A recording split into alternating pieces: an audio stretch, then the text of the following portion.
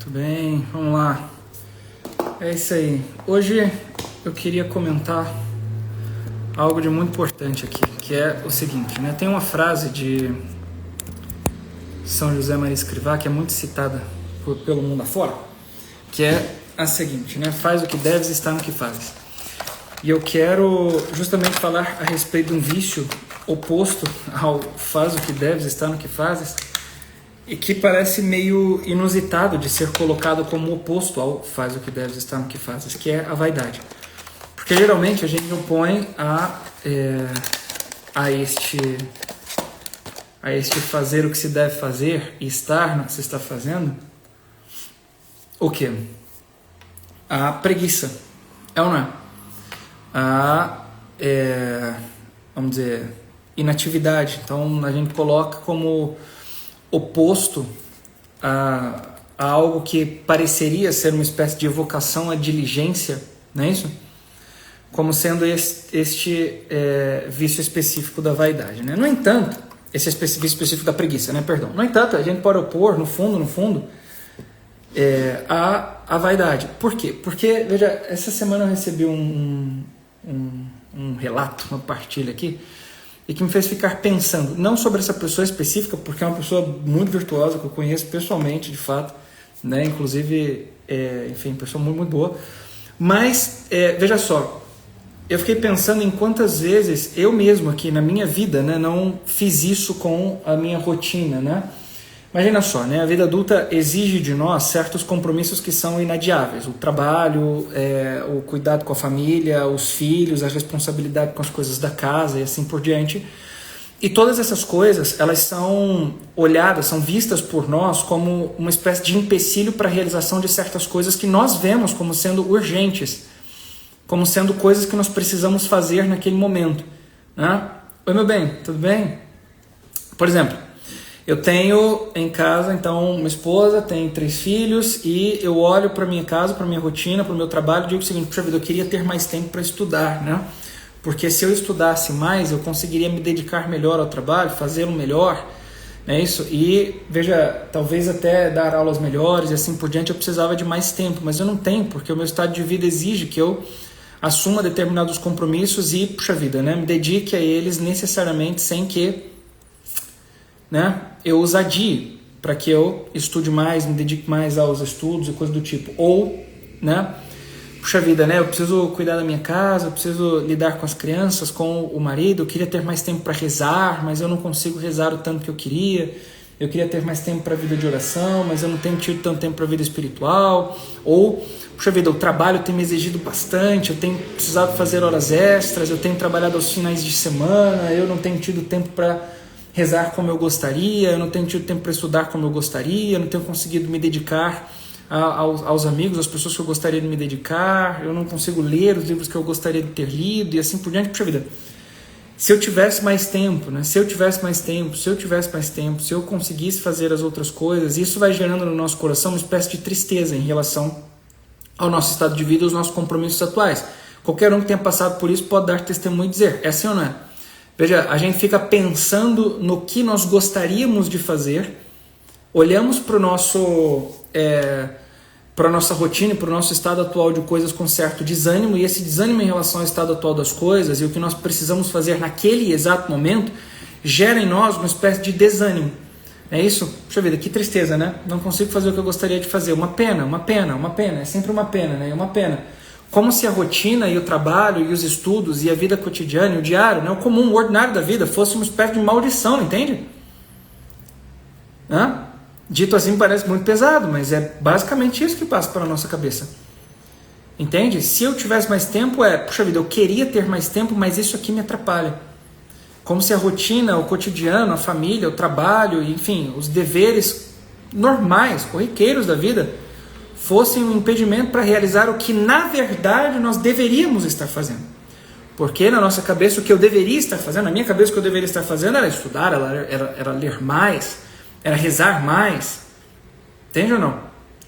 Então a gente olha para aquilo que está acontecendo com certo desânimo, com certa tristeza e julga que seria muito melhor se nós estivéssemos fazendo outra coisa. E isso aqui parte da vaidade. Entende ou não? Eu estou olhando para a minha vida, eu estou olhando para as coisas que eu faço e querendo que tudo se transforme numa outra coisa, numa outra realidade, num outro modo de vida que condiga com o que eu tenho na minha cabeça como sendo o melhor. E eu julgo que esse, tá certo? Que eu tenho aqui na minha cabeça, que esse modo de vida, que essas coisas que eu devo fazer são de fato melhores, são muito melhor do que tudo que eu tenho feito e vivido nesse momento. E eu quero mudar a minha realidade para que ela se conforme com isso que eu tenho na minha cabeça. De fato, eu não tenho poder para fazê-lo, então eu simplesmente me entristeço. Mas essa tristeza parte da vaidade. Entende ou não? Uma vaidade que é um apego a si mesmo e a sua própria concepção de mundo, de realidade, do que você deveria fazer. É um amor, tá certo? A si mesmo. E ao que você desejaria realizar, como se aquilo fosse de fato o que você deve fazer. E a gente se esquece que, veja só, e aí é que vem o ponto bom da coisa, que a nossa rotina, que o nosso cotidiano, que a nossa família, que os nossos filhos, que o nosso trabalho, que o nosso estudo, que o nosso pouco tempo, que a nossa rotina apertada são o que nós realmente temos. E a realidade é maravilhosa, ela é em si mesma um dom. Foi o que Deus nos deu. E é aí que Deus nos quer. Veja, Deus te chamou para o matrimônio, para a vida, enfim, matrimonial, para paternidade, maternidade, para a vida no teu trabalho, e é isso que Ele espera de você e que Ele espera que você realize, e realize bem. Né? O que Deus espera, no fundo, não é que você julgue, puxa vida, o tempo está apertado, eu não consegui fazer, mas Ele espera que você faça bem aquilo que você tem que fazer, aquilo que é o teu dever naquele momento. E se você julga, olha só, e aqui vem um ponto muito importante, e se você julga que existem certas coisas que são teu dever de cumprir, mas o teu tempo para o cumprimento dessas coisas é pequeno, é este tempo pequeno que você tem e que você deve utilizar para realizar estas coisas que você, veja só, julga dever realizar, como por exemplo os estudos. Puxa vida, eu tenho uma rotina de trabalho bastante apertada, mas eu preciso ler tais ou quais livros porque é uma necessidade, um dever meu. Eu preciso me aprofundar na vida espiritual, eu preciso me aprofundar, né, na leitura de certa literatura, eu preciso me aprofundar em determinados temas e eu vou, né, sobre o matrimônio, sobre temperamento, sobre, enfim, pedagogia, educação infantil, sobre o raio que parte, entende? Sobre latim, eu preciso do que for, entende? Mas eu tenho pouco tempo na minha rotina. Neste pouco tempo você vai colocar isso aí que você deve fazer, ele vai fazer nesse pouco tempo. Entendeu? Por quê? Porque a tua rotina é aquilo que você tem, entende? Nas suas mãos. É nisso, no fundo, que se resume o faz o que deves estar no que fazes. Para de se preocupar com o que você julga, né? Que deveria estar no lugar de certas coisas e faz o que você tem que fazer agora.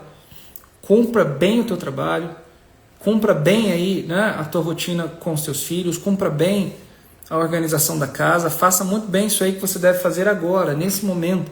E aquilo que você julgaria dever estar fazendo, mas você não faz, e não tem como de fato fazer, esquece, isso não é o que você tem que fazer. Né? Puxa vida, daqui a algum tempo, né? Daqui a tanto tempo eu estarei... Tá... Silencia, né? Manda teu imaginário calar, né? E dá conta daquilo que você deve fazer já. Tá certo? É evidente que eu coloquei um vício, e então o faz o que deves estar no que faz deve alimentar no nosso coração, obviamente, uma virtude que seja oposta a esse vício. E o que é que nós temos aqui como oposto ao vício da vaidade? Tá certo? A humildade. Ok? E a humildade, sob um aspecto muito específico aqui, né? Você deve ser humilde o suficiente para aceitar aquilo que é teu e aquilo que Deus deseja de ti e que Ele te deu para que você fizesse com muito amor, colocando-se no seu lugar e realizando aquilo que você tem para fazer. Veja só, lembrem-se aí, por exemplo, de Marta e Maria, né? Quem foram Marta e Maria, Deus do céu, né? Marta e Maria são aquelas duas irmãs que têm, né, também Lázaro por irmão, que foi ressuscitado por Nosso Senhor, e que na primeira visita de Nosso Senhor Jesus Cristo a elas, antes da ressurreição de Lázaro, o que é que acontece? Marta, Marta, tu te inquietas com pouco, com muitas coisas, quando só uma te é necessária. Né? Jesus dá uma chamada em Marta, porque ela está preocupada com o trabalho ali, né, com preparar a casa para receber Jesus. No entanto, ela só precisava ficar ali sentada aos pés dele, como fez Maria. Isso não é Jesus dizendo para ela, veja só, que o trabalho é ruim, que não é com isso que ela deve se preocupar e etc. Veja, essa é a vocação dela, é o chamado dela, ela tem que trabalhar. Ela deve estar lá trabalhando, fazendo o que ela deveria fazer. Isso é o próprio dela. Mas ela está inquieta com muitas coisas. Entende ou não? E esse estar inquieta com muitas coisas faz com que ela perca a dimensão, né? A dimensão da importância do seu trabalho, daquilo que ela está fazendo ali, do ordinário da vida, do comum, do simplesmente preparar um prato, servi-lo, do ajeitar a casa, passar uma vassoura, do esticar o tapete, do lavar uma louça, do colocar a criança na cadeirinha para dar ela o alimento. A preocupação com muitas coisas gera uma espécie de cegueira em relação à tamanha importância que tem essas coisas mínimas, pequeninas do dia a dia, entende? E essas coisas pequeninas do dia a dia que preenchem o nosso dia são aquilo com que verdadeiramente nós devemos estar preocupados, mas são coisas pequenas, cotidianas, rotineiras e belas em si mesmas. Belas em si mesmas. E eu digo que nós perdemos a dimensão da importância de todas essas coisas, por quê? Porque nós perdemos o alcance, tá certo? De todas essas coisas. Imagina, Marta estava ajeitando a casa para receber o seu Senhor. E lá estava o seu Senhor e ela estava servindo ao Senhor. Mas inquieta com uma porção de coisas. E a gente pode lucubrar aqui nessa porção de coisas que ela estava inquieta. Puxa vida, ela vai lá cobrar Jesus porque Maria está sentada aos pés dele. Maria está ali sentada, eu estou aqui fazendo todas as coisas sozinha, tudo é responsabilidade minha, nada é responsabilidade dela, eu preciso fazer tudo sozinha, tudo nessa casa sou eu. Não é isso? Eu preciso fazer isso, mas eu também preciso dar conta daquilo, tem aquela outra coisa, tem esse outro, eu preciso isso e aquilo, tem aquele outro, e etc, etc, etc. E aí a cabeça fica rodopiando em cima de uma porção de coisas e a gente se esquece que, puxa vida, o que eu estou fazendo agora? O que Marta estava fazendo naquele instante? Ela estava servindo o Senhor. O que você está fazendo agora? Entende ou não? Trabalhando, lavando uma louça, entende? Sentado estudando, lendo um livro, o que você está fazendo neste momento? Né? Faz o que deves e está no que fazes. Cumpra os teus deveres com maestria, sendo humilde o suficiente para aceitá-los e tomando como teus. Não é isso? São os teus deveres. E os teus deveres que você precisa estar presente ali, cumprindo-os, sem se deixar levar pela preocupação com várias outras coisas que nos acometem, faz com que nós percamos a dimensão da importância do que nós estamos fazendo naquele momento. Entendeu? Tem pouco tempo, eu tenho meia hora no dia para fazer o que eu julgo dever fazer agora, nesse momento, que funciona, né? Isso que eu vou fazer agora funciona como uma projeção. É algo que eu estou fazendo aqui, neste momento, mas que aponta para o futuro. Eu vou sentar aqui, vou começar a estudar e ler, porque isso vai me ajudar a, no futuro, né, melhorar aqui as minhas aulas, o meu trabalho, alcançar um novo cargo, melhorar o meu relacionamento com a minha família e etc. Seja lá o que for. Entende? São estes 30 minutos que você precisa dedicar com, veja, muita humildade e com diligência. Esteja ali e faça o que você deve, naquele exato momento.